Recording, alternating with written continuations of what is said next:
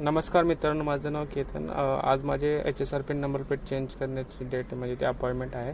तर आम्ही आज तिकडे सेंटरला जाणार आहे. पण बरेच लोकांनी काय करतात माहिती आहे का, आपली जी नंबर प्लेट आहे ना जुनी, ते तिथेच ठेवून येतात आणि नंबर प्लेट लावतात. आपल्याला वाटतं की आपलं काम झालं आहे, पण तसं नाही मित्रांनो. आपली जी जुनी नंबर प्लेट आहे ती आपल्या सोबत घेऊन यायची आपल्याला, कारण बरेचसे स्कॅम व्हायला चालू झालेले आहेत.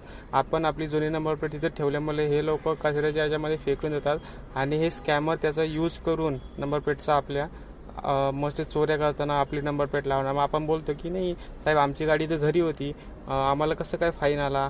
तुम्ही बघू शकता.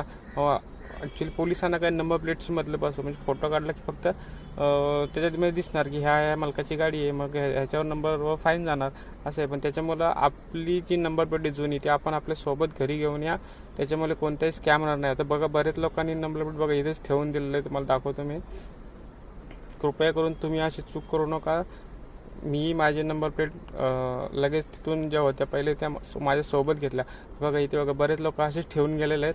बघा, ही माझी नंबर प्लेट आहे. ही मी सोबत माझ्या घेऊन माझ्या घरी आलेलो आहे, जेणेकरून कुठलाही स्कॅम माझ्यासोबत व्हायला नको. ही मी दक्षता घेतलेली आहे माझी.